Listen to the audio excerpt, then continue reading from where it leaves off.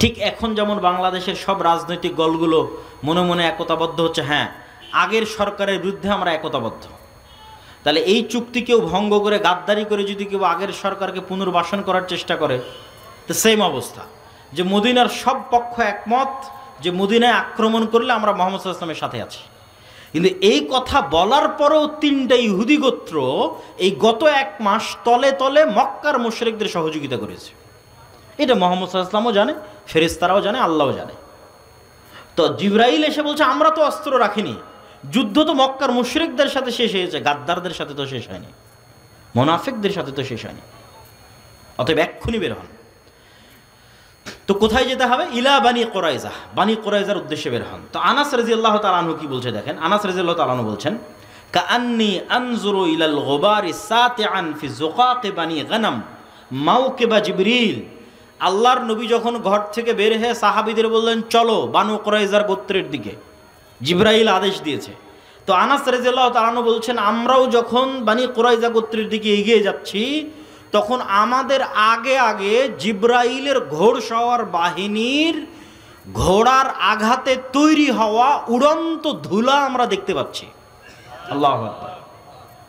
Motor cycle গেলে যেমন ধুলা তৈরি হয়, তখন আমরা এখান থেকে 700-600 জন একত্রে রওনা দিচ্ছি বানু কুরাইজার দিকে, তো আমাদের আগে আগে ধুলা উঠতেছে, তো আমরা তো যাইনি, তো কিসের ধুলা?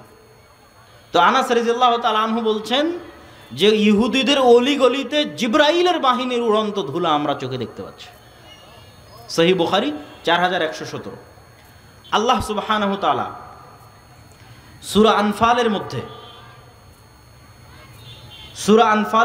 সূরা আলে ইমরানের মধ্যে, সূরা আহজাবের মধ্যে আসমান থেকে বদর, উহুদ, খন্দক, হুনাইনে তিনি ফেরেশতা অবতীর্ণ করেছেন, এই মর্মে আয়াত স্পষ্টভাবে আল্লাহ বলেছেন, ইস্তাস্তাগীসুনা রাব্বাকুম ফাস্তাজাবা লাকুম আন্নী মুমিদ্দুকুম বিআলফিম মিনাল মালায়েকা। তোমাদের প্রতিপালক 1000 ফেরেশতা পাঠিয়ে তোমাদের সহযোগিতা করেছে। ইস্তাকুলু লিল মুমিনিনা আলা ইয়াকফিয়াকুম আইয়ুমিদ্দাকুম রাব্বুকুম বিসালাসাতি আলাফিম মিনাল মালায়েকা মুনজিলিন। তোমাদের প্রতিপালক 3000 ফেরেশতা অবতীর্ণ করে সহযোগিতা করেছেন। হাযা ইমদিদকুম রাব্বুকুম বিখামসাতি আলাফিম মিনাল মালায়েকাতি মুসাওয়িমিন। সারিবদ্ধভাবে 5000 ফেরেশতা অবতীর্ণ করে তোমাদের প্রতিপালক সহযোগিতা করেছে। ইয়া আইয়ুহাল্লাযীনা আমানু যকুরু নি'মাতাল্লাহি আলাইকুম ইয জাআতকুম জুনুদুন ফাআরসালনা আলাইহিম রিহান ওয়া জুনুদান লাম তারাওহা।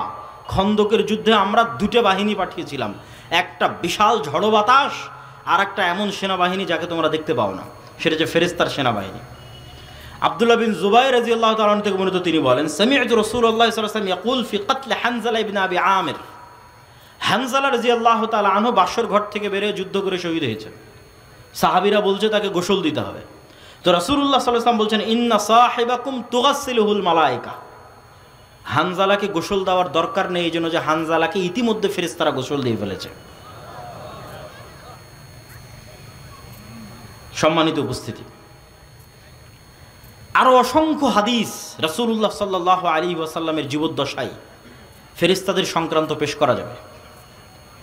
রাসূলুল্লাহ সাল্লাল্লাহু আলাইহি ওয়াসাল্লাম একদিন বসে আছে এরকম মাজমায়, একজন অপরিচিত ব্যক্তি আসলেন, এসে আল্লাহ নবীকে জিজ্ঞেস করছে ইসলাম কি বলেন, ঈমান কি বলেন, ইহসান কি বলেন। সাহাবীরা বলছে ওর চেহারায় সফরের আলামত নাই এবং আমরা কোনোদিন দেখিনি। এখনকার মদিনা যত ছোট, সেই কালের মদিনা আরও ছোট, হাতে গোনা যায় একটা গ্রামের মানুষকে। এক গ্রামের সবাই সবাইকে চিনে, 500-600 মানুষ, 500-600 ঘর, সবাই চিনে। তা আমরা চিনিও না, আর এই তো বিমান আর রকেটের সফর নয়, মরুভূমির সফর, সফরের আলামতও নাই।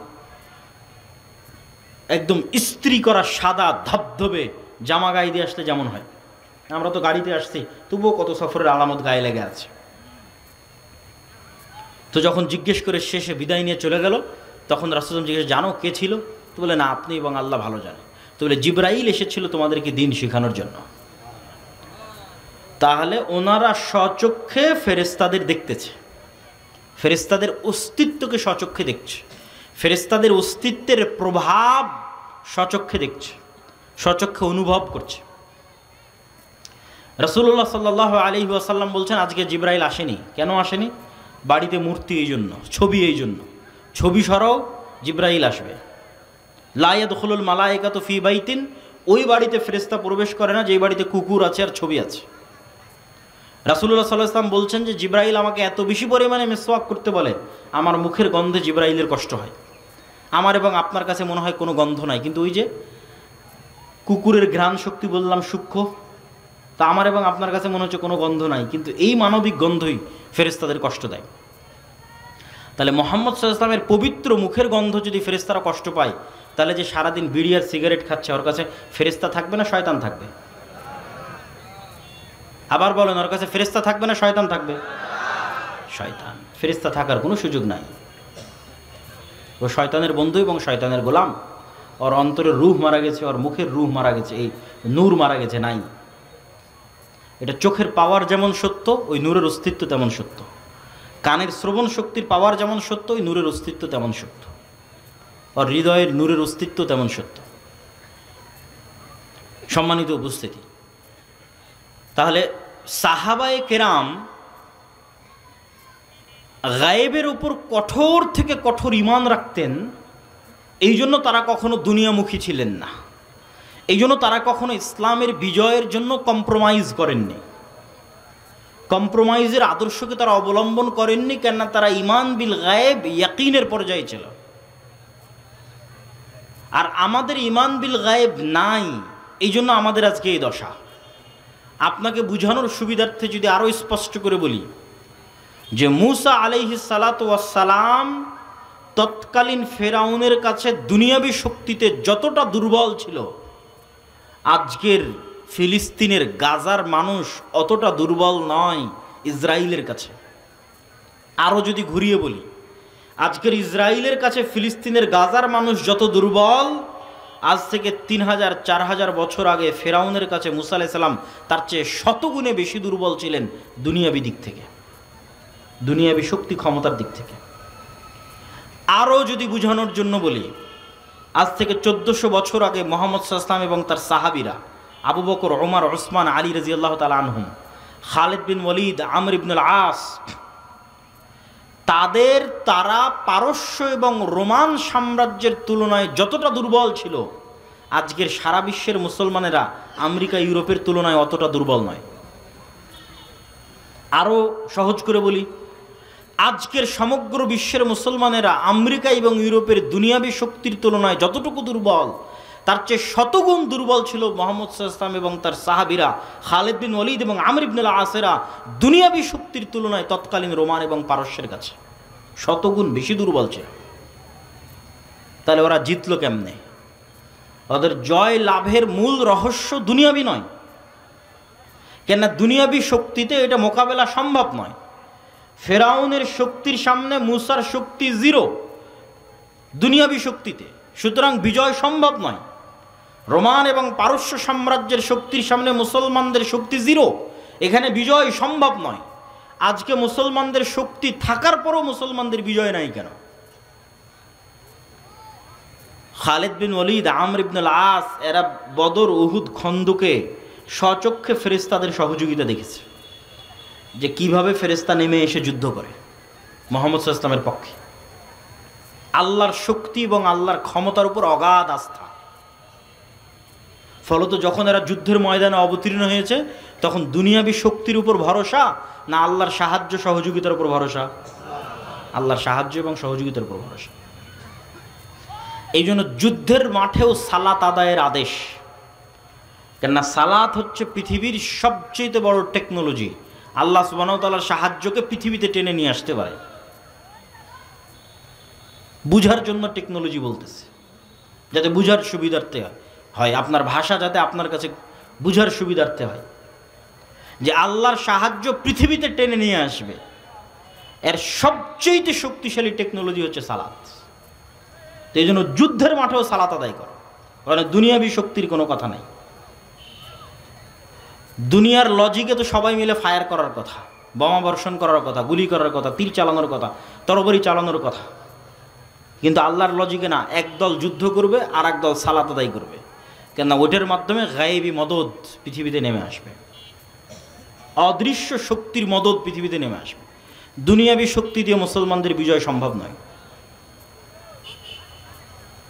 তো আজকের মুসলমানদের সমস্যা হচ্ছে, এরা না আল্লাহর উপর ভালোভাবে বিশ্বাস স্থাপন করে, না আল্লাহর শক্তি এবং ক্ষমতা সম্পর্কে জানে, না ফেরেশতার উপর কোনো বিশ্বাস আছে।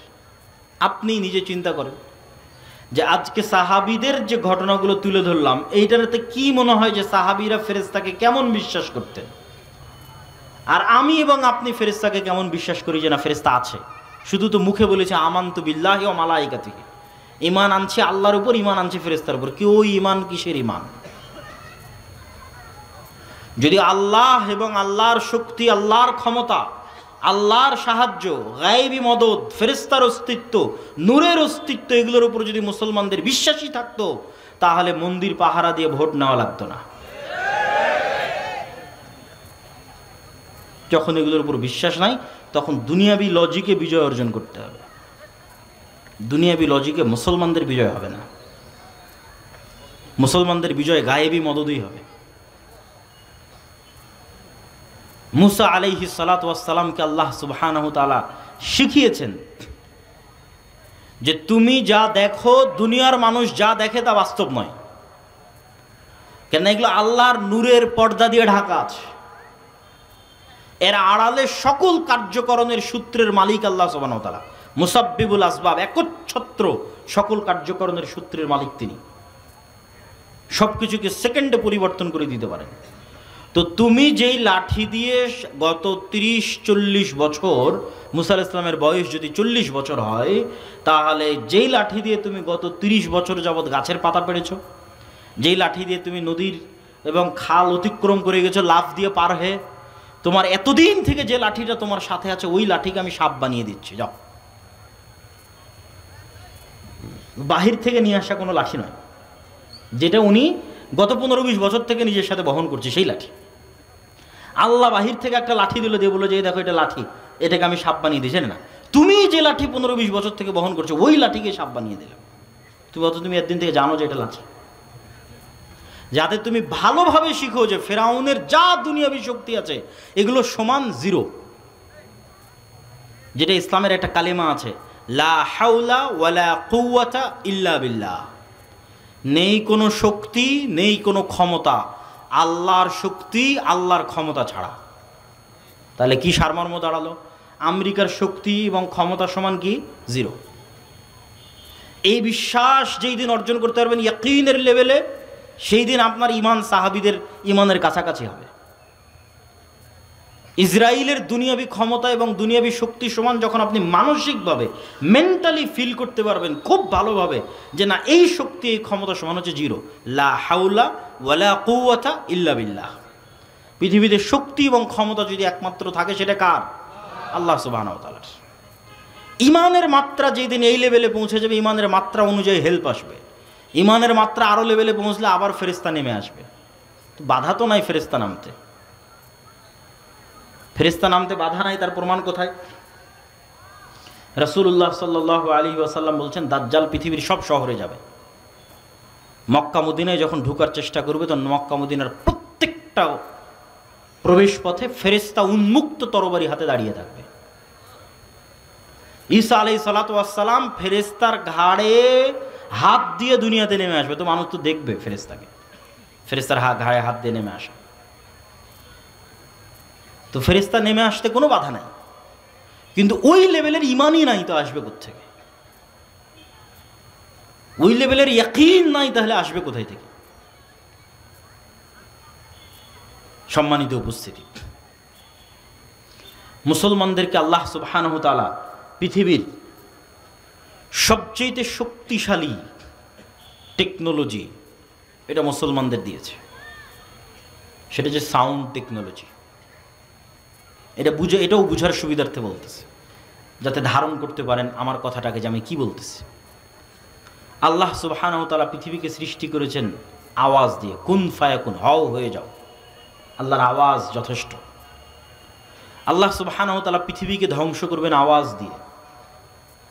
ইসরাফিল যখন বাঁশিতে ফুঁ দিবে, আওয়াজ তৈরি হবে।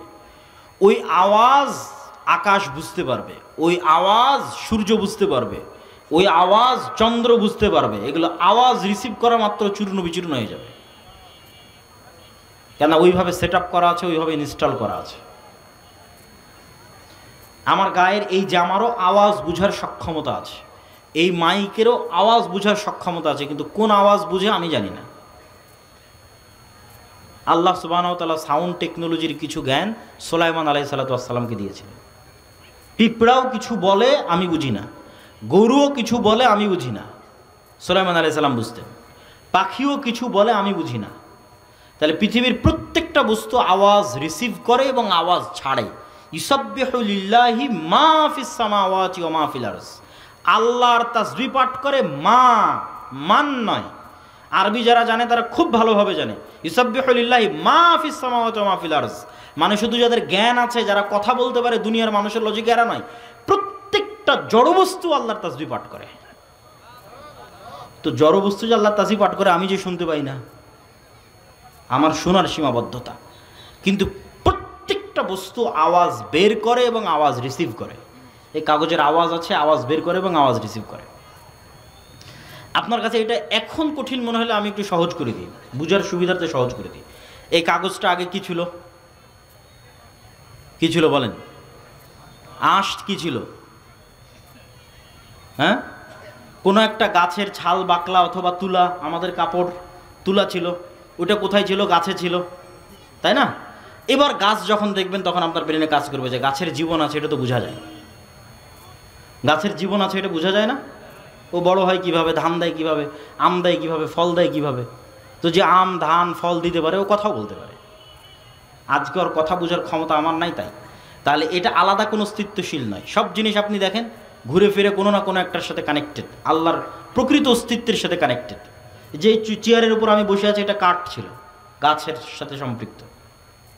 এইভাবে এগুলো, এই যে প্রত্যেকটা মেটাল যেগুলোতে তৈরি হয়েছে, এগুলো কোনো খনিজ পদার্থ থেকে আনা হয়েছে।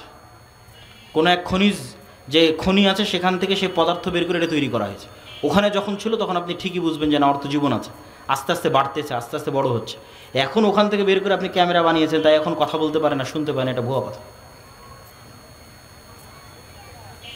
ইরানের রাজধানীতে এবং কাতারে হামাসের এবং ইরানের যে বিজ্ঞানীদের হত্যা করা হয়েছে, এর বেশিরভাগগুলোকে মোবাইল বিস্ফোরণে হত্যা করা হয়েছে। এই জন্য আফগানিস্তানের সরকার মাঝখানে সম্পূর্ণ নেটওয়ার্ক এবং ইন্টারনেট বন্ধ করে দিয়েছিল ভয়ে। আমি এখানে বসে থাকবো, এই মোবাইল ওয়েভ রিসিভ করতে পারে, ওয়েভ রিসিভ করে দেখেই তো কথা বুঝতে পারি আমি। মানে কথাটা তো ওয়েভের মাধ্যমে আসতেছে, আমি মেসেজ দিচ্ছি ওয়েভের মাধ্যমে যাচ্ছে। তো যখন কোনো এক লেভেলের ওয়েভ ছাড়বে, যেই লেভেলের ওয়েভ ছাড়লে এটা এখানেই বিস্ফোরণ হয়ে যাবে। এই টেকনোলজি ইসরায়েল অর্জন করেছে। তো ঠিক যেমন এই মোবাইল আজকের আধুনিক প্রযুক্তিতে ওয়েভ রিসিভ করতে পারে, আল্লাহ সুবহানাহু তাআলার মাধ্যমে এই মোবাইল আওয়াজও রিসিভ করতে পারে। সাউন্ড টেকনোলজি, আওয়াজ, এটা পৃথিবীর সবচেয়ে শক্তিশালী। এটা বিজ্ঞানীদের পক্ষে আবিষ্কার করাও সম্ভব নয়, ভবিষ্যতেও কোনোদিন সেভাবে তারা আবিষ্কার করতে পারবে না। এইটা আল্লাহ মুসলমানদের দিয়েছে। সেটা কি? সেটা হচ্ছে কোরআন। কোরআন কার সাউন্ড, কার আওয়াজ? এটা আল্লাহর আওয়াজ, সাউন্ড। কোরআন যেটা আমরা তেলাওয়াত করতেছি এটা স্বয়ং আল্লাহর আওয়াজ, এটা স্বয়ং আল্লাহ সুবহানাহু ওয়া তাআলার সাউন্ড। এই জন্য রাসূল সাল্লাল্লাহু আলাইহি ওয়াসাল্লাম বলতেছে যে কিয়ামতের পূর্ব মুহূর্তে আল্লাহু আকবার ধ্বনিতে প্রাচীর পড়ে যাবে, শহর বিজয় হবে আল্লাহু আকবার ধ্বনিতে। জিকির এই জন্য খুব পাওয়ারফুল। জাকারিয়া আলাইহিস সালাতু ওয়াস সালাম যখন আল্লাহ সুবহানাহু ওয়া তাআলার কাছে চাইলেন সন্তান, বার্ধক্য বয়স, তা আল্লাহ সন্তানের ওয়াদা দিলেন, তিনি বুঝতে পারছেন না কেমনে সন্তান হবে। তখন আল্লাহ বলছেন তুমি সকাল সন্ধ্যে জিকির করো। এই সকাল সন্ধ্যে জিকিরই এই অসম্ভবকে সম্ভব করে দিবে যে বার্ধক্য বয়সে তোমার বন্ধে স্ত্রীর সন্তান হয়ে যাবে। কেন? সকাল সন্ধ্যার জিকির তো সাউন্ড তৈরি করবে। লা ইলাহা ইল্লাল্লাহ, লা হাওলা ওয়ালা কুওয়াতা ইল্লা বিল্লাহ, সুবহানাল্লাহি ওয়া বিহামদিহি সুবহানাল্লাহিল আযীম। তো এই সাউন্ডগুলো যেমন এখন ইনস্ট্যান্ট ওয়েভের মাধ্যমে আমেরিকা পৌঁছে যাচ্ছে, কোনো না কোনোভাবে এগুলো সরাসরি আল্লাহ সুবহানাহু ওয়া তাআলার কাছে পৌঁছে যাচ্ছে, সাথে সাথে আল্লাহ সুবহানাহু ওয়া তাআলার সাথে সাথে শুনতে পাচ্ছেন। তখন এগুলো পুনরায় এগুলোর প্রভাব পৃথিবীতে ফিরে আসতেছে। কোরআন তেলাওয়াত করতেছেন, এটা শক্তি, পাওয়ার হাউস। কোরআন বুঝা, কোরআনের জ্ঞান অর্জন করা, সালাত আদায় করা, এগুলো হচ্ছে মুসলমানদের শক্তির জায়গা। ঈমান বিল গায়েব, এগুলো হচ্ছে মুসলমানদের শক্তির জায়গা। সম্মানিত উপস্থিতি, ফেরেশতার অস্তিত্বের উপর বিশ্বাস স্থাপনের একটা উদাহরণ দিয়ে আজকের বক্তব্যের শেষের দিকে যাব। এতক্ষণ তো ফেরেশতাদের ঈমান বিল গায়েবের একটা পার্টের আলোচনা করেছি আজকে। সেটা হচ্ছে ফেরেশতাদের অস্তিত্ব। 6টা ঈমান বিল গায়ব। আমাদের একটা বই আসতেছে সামনে, আল্লাহর পথে যাত্রা, আগামী 6-7 নভেম্বর সালাফি কনফারেন্সে কিছু কপি পাওয়া যাবে। আগামী 6-7 মানে এই 3-4 দিন পরে, আগামী বৃহস্পতিবার শুক্রবার, এখান থেকে বেশি দূরে নয়, আল জামিয়া সালাফে ডাঙ্গিপাড়া পাওয়া রাজশাহী। দেশ বিদেশের আলেম ওলামা উপস্থিত থাকবে, আপনাদের দাওয়াত থাকলো, উপস্থিত হবেন তো ইনশাআল্লাহ? ইনশাআল্লাহ। তো ওখানে আমাদের এই ঈমান বিল গায়েব এবং ইসলামের যে 5টা আরকান আছে, এই পুরো বিষয়ের উপর একটা বই আসতেছে, আল্লাহর পথে যাত্রা, যেটা কিছু কপি পাওয়া যাবে ইনশাআল্লাহ। তুমি যথেষ্ট, তোমার হিসাব নয়, এত ভয়ঙ্কর মেশিন এখানে লাগানো আছে। তো এর চেয়ে তো টপ লেভেলের মেশিন হচ্ছে অন্তর। মেশিন বলতেছি বুঝার সুবিধার্থে। কিভাবে, কেন বললাম এত টপ লেভেলের? এই জন্য যে মোবাইল দিয়ে মানুষের সাথে মানুষের যোগাযোগ হয়। পৃথিবীর এমন কোনো মেশিন আবিষ্কার হয়নি যে ফেরেশতার সাথেও যোগাযোগ করতে পারে, শয়তানের সাথেও যোগাযোগ করতে পারে। কিন্তু আমাদের শরীরের মধ্যে, যেখানে রাসূলুল্লাহ বলছে যে তাকওয়া হা হুনা, যেটা কলব, যেখানে রূহ থাকে, সেই জায়গাটা এত আপার লেভেলের, এত টপ ক্লাস যে এ যেমন মানুষের সাথেও ভালোবাসা মহব্বত করতে পারে, ঘৃণা, অন্তর, রাগ, দুঃখ, ক্ষোভ, চোখের পানি সব এখান থেকে তৈরি হয়, আবেগ, অনুভূতি সব এখান থেকে তৈরি হয়। তো এই যেমন মানুষের প্রতি ভালোবাসা রাখতে পারে, মানুষের সাথে বন্ধুত্ব তৈরি করতে পারে, এই আপার লেভেলের মেশিন শয়তানের সাথেও কানেকশন তৈরি করতে পারে, ফেরেশতার সাথেও পারে।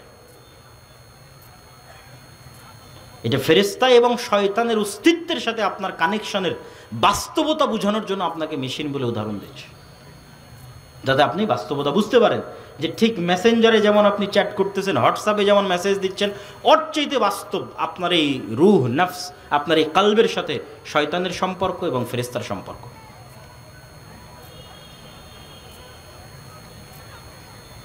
সম্মানিত উপস্থিতি, তাহলে ফেরেশতার অস্তিত্বের বাস্তবতা বোঝানোর জন্য আমরা কিছু হাদিস রাসূলুল্লাহ সাল্লাল্লাহু আলাইহি ওয়াসাল্লামের যুগে সাহাবীরা কিভাবে ফেরেশতাদের কথা বিশ্বাস করতেন, সাহাবীরা কেমনে রাসূল সাল্লাল্লাহু আলাইহি ওয়াসাল্লামের যুগে ফেরেশতাদের উপর ঈমান রাখতেন, সেটা সম্পর্কে কিছু হাদিস আজকে আপনাদের সামনে তুলে ধরি, যাতে আপনাদের বুঝতে সুবিধা হয়, বিশ্বাস করতে অন্তত পার্থক্যটা বুঝতে পারেন যে আমার আপনার বিশ্বাসের লেভেল কোথায় আর সাহাবীদের বিশ্বাসের লেভেল কোথায়।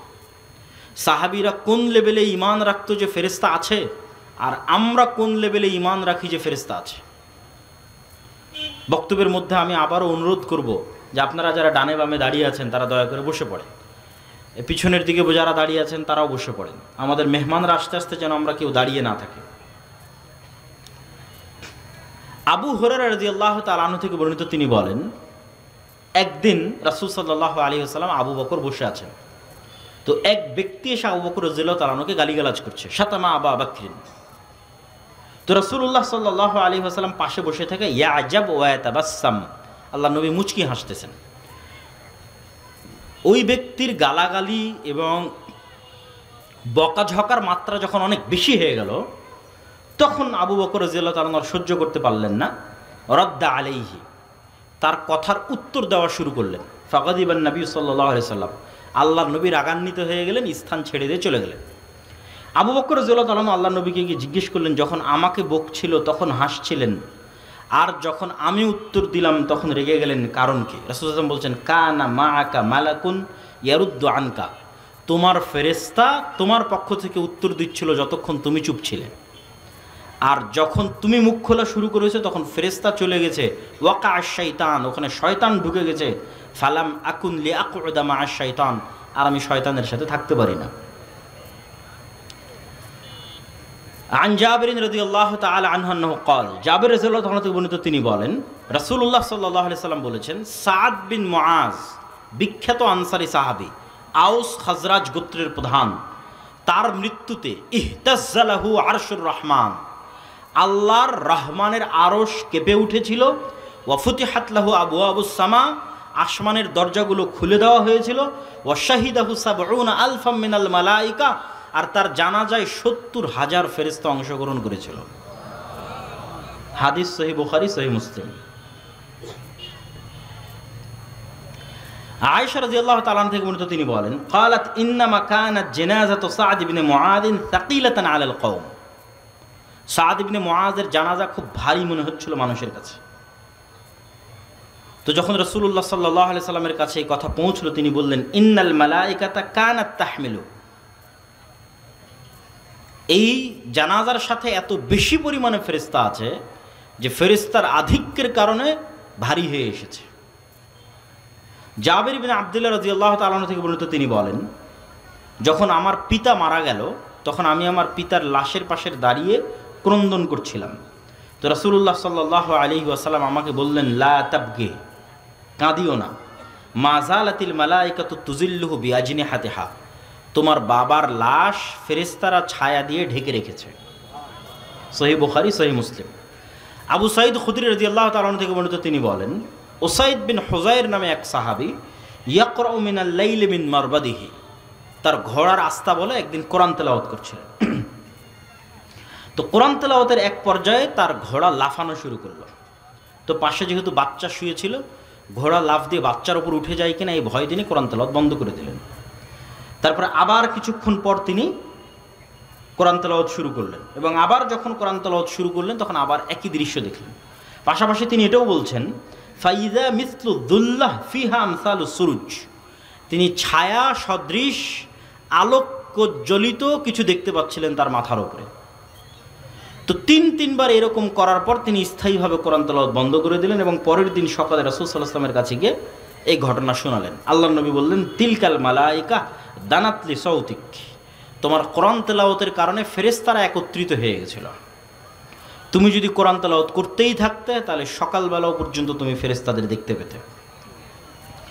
আব্দুল্লাহ বিন আব্বাস রাদিয়াল্লাহু তাআলা আনহু থেকে বর্ণিত, তিনি বলেন, আন্নান নবী সাল্লাল্লাহু আলাইহি ওয়াসাল্লাম ক্বালা ইয়াউমা বাদরিন, আল্লাহর নবী বদরের যুদ্ধের দিন বলছেন, হাদা জিবরিল আখিযুম বিরাসি ফারাসিহি আলাইহি আদাতুল হারব, এই যে জিব্রাইল যুদ্ধ করতেছে, এই যে জিব্রাইল তোমাদের সামনে বদরের যুদ্ধ করতেছে। আর এক হাদিসে রাসূল সাল্লাল্লাহু আলাইহি ওয়াসাল্লাম বলেন, এটা আব্দুল্লাহ বিন আব্বাস থেকে, বাইনামা রাজুলুম মিনাল মুসলিমিনা ইয়াউমাইযিন ইয়াশতাদ্দু ফি আসারি রাজুলিম মিনাল মুশরিকিনা আমামা, বদরের দিন একজন মুসলমান এক মুশরিককে হত্যা করার জন্য, হামলা করার জন্য পিছন থেকে ধাওয়া করতেছে। তো ধাওয়া করতে গিয়ে সে একটা অদৃশ্য আওয়াজ পেল, আকদিম ইয়া হাইজুম, এগিয়ে চলো হে হাইজুম। এই আওয়াজ পাওয়ার পর সে দেখে যে তার সামনে যে মুশরিকটাকে সে মারার জন্য যাচ্ছিল সে উল্টে পড়ে আছে, এবং তার আঘাতের স্থান থেকে, ক্ষত স্থান থেকে রক্ত বের হচ্ছে। এই ঘটনা গিয়ে রাসূল সাল্লাল্লাহু আলাইহি ওয়াসাল্লামকে সাহাবী বলল যে, আল্লাহর নবী, আমি তো এই ব্যক্তিকে হামলা করিনি, তার আগে সে উল্টে পড়ে আহত অবস্থায় আছে এবং ক্ষত স্থান থেকে রক্ত বের হচ্ছে। তো রাসূলুল্লাহ সাল্লাল্লাহু আলাইহি ওয়াসাল্লাম বললেন, সাদাক্তা, তুমি সত্য বলেছো, যালিকা মিন মাদাদিস সামাইস সালিসা, এটা ছিল তৃতীয় আসমান থেকে আসা ফেরেশতার আক্রমণ। আল্লাহু আকবার। সাদ বিন আবি ওয়াক্কাস রাদিয়াল্লাহু তাআলা আনহু বলছেন, উহুদের দিন আন ইয়ামিনি ওয়া আন ইয়াসারি, আমার ডানে এবং আমার বামে, রজুলাইনে আলাইহিমা সায়াবু বায়াজিন, দুইজন সাদা ধবধবে কাপড় পরিহিত ব্যক্তি যুদ্ধ করছিল উহুদের দিন। সাদ বিন আবি ওয়াক্কাস বলছেন,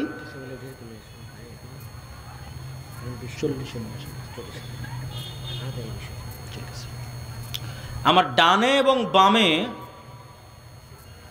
দুইজন সাদা ধবধবে পোশাকধারী ব্যক্তি যুদ্ধ করতেছে। মা রাআইতুহুমা ক্বাবলু ওয়ালা বাদ, আমি তাদেরকে আগেও কোনোদিন দেখিনি, পরেও কোনোদিন দেখিনি। আমি এই ঘটনা গিয়ে রাসূল সাল্লাল্লাহু আলাইহি ওয়াসাল্লামকে বললাম, আল্লাহর নবী বললেন, ইউকাতিলানি আশাদ্দাল কিতাল ওয়া হুমা জিবরাইল ওয়া মিকাইল, আল্লাহর নবী বললেন, তোমার দুই পাশে যে দুইজন মুজাহিদ সাদা ধবধবে পোশাক পরে যুদ্ধ করতেছিল ভয়ঙ্করভাবে, এরা দুইজন আর কেউ নয়, জিবরাইল এবং মিকাইল। হাদিস সহিহ মুসলিম 2414। আয়েশা রাদিয়াল্লাহু তাআলা আনহা বলছেন, রাসূলুল্লাহ সাল্লাল্লাহু আলাইহি ওয়াসাল্লাম লাম্মা রাজা রাসূলুল্লাহ সাল্লাল্লাহু আলাইহি ওয়াসাল্লাম মিনাল খান্দাক, আল্লাহর নবী খন্দকের দিন যুদ্ধ থেকে ফিরে এসেছেন। খন্দকে মক্কা এবং তার আশেপাশের আরব গোত্রগুলো একত্রিত হয়ে 1 মাস ব্যাপী মদিনাকে ঘিরে রেখেছিল। পরে বিশাল ঝড়ে সব ছত্রভঙ্গ হয়ে গেছে। তো আল্লাহর নবী এটাকে বিজয় মনে করে ঘরে ফিরে এসেছেন, অস্ত্র রেখে দিয়েছেন, গোসল করতে যাবেন। তো জিব্রাইল এসে বলছেন, ওয়াজাআতা সিলাহ ওয়াল্লাহি মা ওয়াজাআনা, আপনি অস্ত্র রেখে দিয়েছেন, আমরা তো অস্ত্র রাখিনি। জিব্রাইল কেন অস্ত্র রাখেনি? জিব্রাইল এই জন্য অস্ত্র রাখেনি যে খন্দকের যুদ্ধে 3টা ইহুদি গোত্র গাদ্দারি করেছিল, বানু কুরাইজা, বানু কাইনুকা, বানু নাজির। এই 3টা ইহুদি গোত্র মদিনা সনদে আল্লাহর নবীর সাথে চুক্তিবদ্ধ আছে যে মদিনার ওপর যেই আক্রমণ করুক না কেন আমরা তোমাদের সাথে একতাবদ্ধ থাকবো।